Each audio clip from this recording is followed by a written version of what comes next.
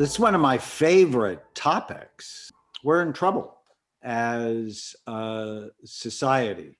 So we need to understand what our brain is listening to and change it. So I wanted to start with a story. I have been blessed this year. Dr. Phil really understands my work. I've been on his show 7 times this season, and he says, if you don't understand the brain, you don't understand the person. Well, about a decade ago, we did a show together on compulsive cheaters. And Jose had cheated on his wife 8 times in 4 years that we know about. And his wife had a gun and she was going to shoot him, and it was perfect for Dr. Phil. And when I scanned Jose, this is a SPECT scan. SPECT is the study we do at Amen Clinics. He's got low activity in the front part of his brain. So this is a big part of the focus area of your brain. And those holes means he's got really sleepy frontal lobes. So he's easily distracted, disorganized, short attention span. And he was excitement seeking. And for whatever reason, Jose and I, we really came to love each other, and he did everything I asked him to do. I love that because it works. What we did was we got very clear on his goals, but not work, relationships. What do you want? He wanted to be married because he didn't want his daughter growing up in a broken home like he did. With work, and he was working in a tattoo parlor. He wanted to be better. With his money, it was always a problem. With his physical, emotional, spiritual health. So we do goal setting in the 4 big circles of your life: your brain, your mind, your relationships, and your soul. Why do you care? And then I taught him these 2 words. These are the most important 2 words in the English language when it comes to your health. Then what? If I do this, then what happens? If I say this, then what happens? And then we worked on all 12 of the steps. So that was his scan before. 7 months later, his brain was better. He hasn't cheated since. We're at a decade. And oh, by the way, he went to nursing school, then he went to nurse anesthetist school, and he's making like 200 grand a year.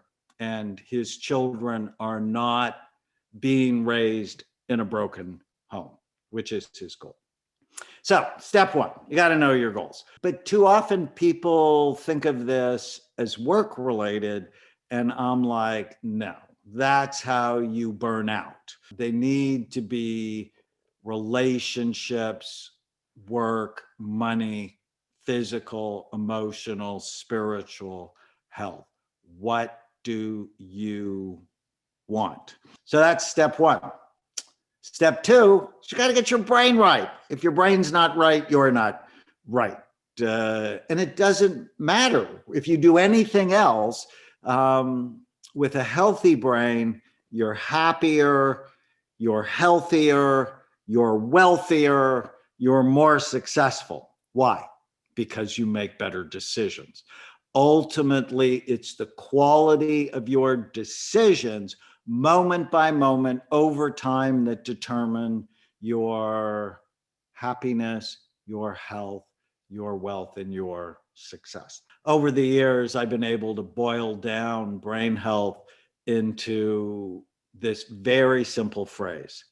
If you want to keep your brain healthy or rescue it if it's headed to the dark place, you have to prevent or treat the 11 major risk factors that steal your mind. Blood flow is just critical. The number 1 brain imaging predictor of Alzheimer's disease is low blood flow. And basically it comes down to this question: is it good for my brain or bad for it?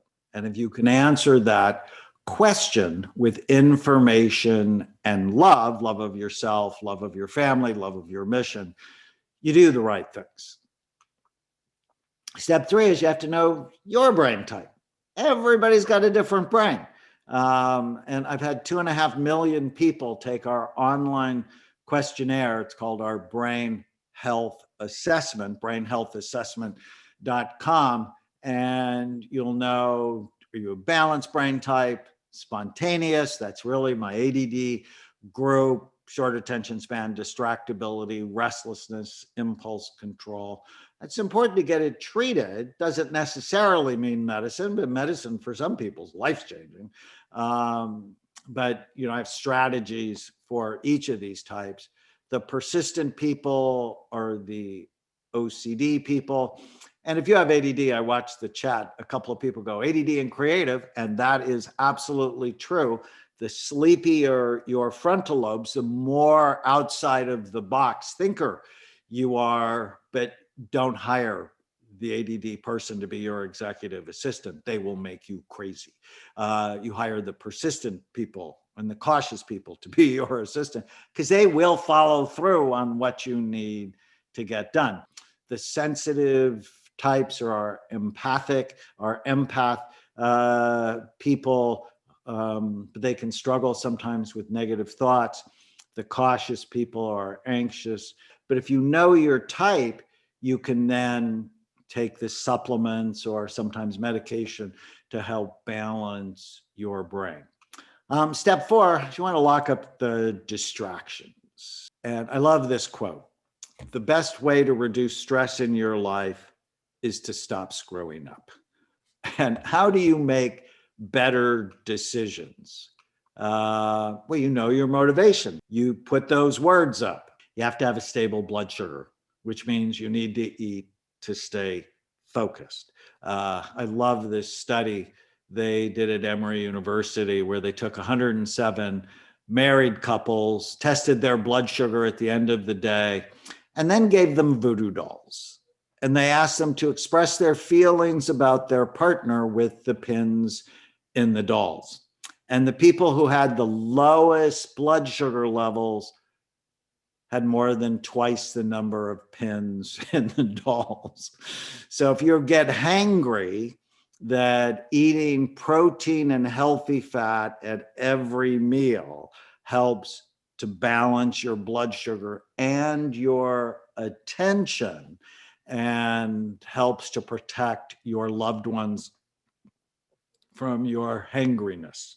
7 to 8 hours of sleep. Sleep is absolutely essential. Little to no alcohol. I'm not a fan of alcohol.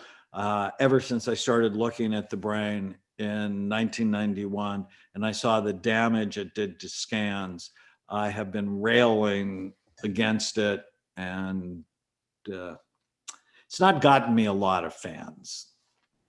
Healthy vitamin D and omega-3 fatty acids. All of you on this call, you should go to the lab and get your vitamin D and omega-3 index taken. I actually think most people should be taking 5,000 international units of vitamin D a day and 2,000 units of omega-3 fatty acids. But you got to get your nutrients right. You also want to avoid trigger foods that steal blood flow to your brain. Did you know that gluten decreases blood flow to the brain? It gives you brain fog, and dairy insensitive people as well. Surround yourself with like-minded people. People are contagious, like COVID.